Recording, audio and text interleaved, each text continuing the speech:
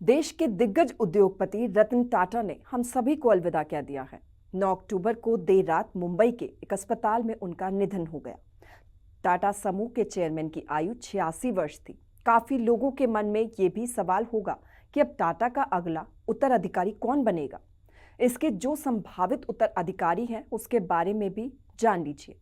Group के उभरते सितारों में नोएल नवल टाटा के 3 बच्चे लिया, माया और नेविल शामिल हैं। ये सभी टाटा समूह में अपनी भूमिका निभा रही हैं। पेशेवरों की तरह विभिन्न पदों पर आगे भी बढ़ रही है। रतन टाटा के सौतेले भाई नोएल टाटा को टाटा ग्रुप का संभावित उत्तराधिकारी माना जा रहा है। वो टाइटन समेत टाटा की कई कंपनियों में बोर्ड मेंबर हैं। बता दें कि रतन टाटा ने शादी नहीं की थी और उनकी कोई संतान भी नहीं है। ऐसे में नोएल टाटा को रतन टाटा का उत्तराधिकारी भी माना जा रहा है। रतन टाटा के दिल का एक राज बहुत कम लोग ही जानते हैं कि उन्होंने शादी क्यों नहीं की। एक इंटरव्यू के दौरान जब रतन टाटा से पूछा गया कि उन्होंने कभी शादी क्यों नहीं की, जवाब में रतन टाटा ने कहा था, बहुत सारी चीजें हुई जिन्होंने मुझे शादी करने से रोक दिया। टाइमिंग सही नहीं रही और फिर काम में इतना बिजी हो गया कि टाइम ही नहीं रहा। मैं कई बार शादी करने के नजदीक भी पहुंचा पर बात नहीं बनी। रतन टाटा ने यह भी बताया कि उन्हें 4 बार प्यार हुआ और बात शादी तक भी पहुंची थी, पर किसी न किसी वजह से बात बिगड़ गई। वो बोले, कई बार ऐसा होता है कि मुझे पत्नी या परिवार न होने के कारण अकेलापन महसूस होता है। कभी कभी मैं इसके लिए तरसता भी हूँ। हालांकि मैं कभी कभी इस बात की आज़ादी का आनंद भी लेता हूँ कि मुझे किसी और की भावनाओं या किसी और की चिंताओं के बारे में चिंता करने की जरूरत ही नहीं है।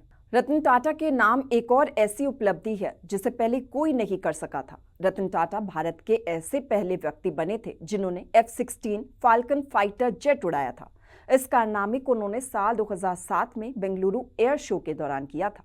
रतन टाटा से पहले इस फाइटर जेट को किसी ने भी नहीं उड़ाया था। रतन टाटा फाइटर जेट के अलावा लग्जरी गाड़ियों का भी शौक रखते थे। इनके पास फरारी से लेकर मर्सिडीज तक कई कार्स थी। देश के दिग्गज उद्योगपति रतन टाटा ने हम सभी को अलविदा कह दिया है। 9 अक्टूबर को देर रात मुंबई के एक अस्पताल में उनका निधन हो गया। टाटा समूह के चेयरमैन की आयु 86 वर्ष थी। काफी लोगों के मन में ये भी सवाल होगा कि अब टाटा का अगला उत्तराधिकारी कौन बनेगा। इसके जो संभावित उत्तराधिकारी हैं उसके बारे में भी जान लीजिए।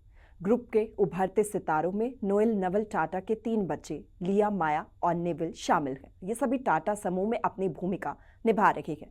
पेशेवरों की तरह विभिन्न पदों पर आगे भी बढ़ रही है। रतन टाटा के सौतेले भाई नोएल टाटा को टाटा ग्रुप का संभावित उत्तराधिकारी माना जा रहा है।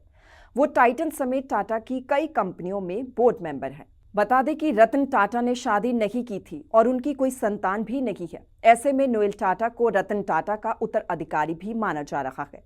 रतन टाटा के दिल का एक राज बहुत कम लोग ही जानते हैं कि उन्होंने शादी क्यों नहीं की। एक इंटरव्यू के दौरान जब रतन टाटा से पूछा गया कि उन्होंने कभी शादी क्यों नहीं की, जवाब में रतन टाटा ने कहा था, बहुत सारी चीजें हुई जिन्होंने मुझे शादी करने से रोक दिया। टाइमिंग सही नहीं रही और फिर काम में इतना बिजी हो गया कि टाइम ही नहीं रहा। मैं कई बार शादी करने के नजदीक भी पहुंचा पर बात नहीं बनी। रतन टाटा ने यह भी बताया कि उन्हें 4 बार प्यार हुआ और बात शादी तक भी पहुंची थी, पर किसी न किसी वजह से बात बिगड़ गई। वो बोले, कई बार ऐसा होता है कि मुझे पत्नी या परिवार न होने के कारण अकेलापन महसूस होता है। कभी कभी मैं इसके लिए तरसता भी हूँ। हालांकि मैं कभी कभी इस बात की आज़ादी का आनंद भी लेता हूँ कि मुझे किसी और की भावनाओं या किसी और की चिंताओं के बारे में चिंता करने की जरूरत ही नहीं है। रतन टाटा के नाम एक और ऐसी उपलब्धि है जिसे पहले कोई नहीं कर सका था। रतन टाटा भारत के ऐसे पहले व्यक्ति बने थे जिन्होंने F-16 फाल्कन फाइटर जेट उड़ाया था। इस कारनामे को उन्होंने साल 2007 में बेंगलुरु एयर शो के दौरान किया था। रतन टाटा से पहले इस फाइटर जेट को किसी ने भी नहीं उड़ाया था।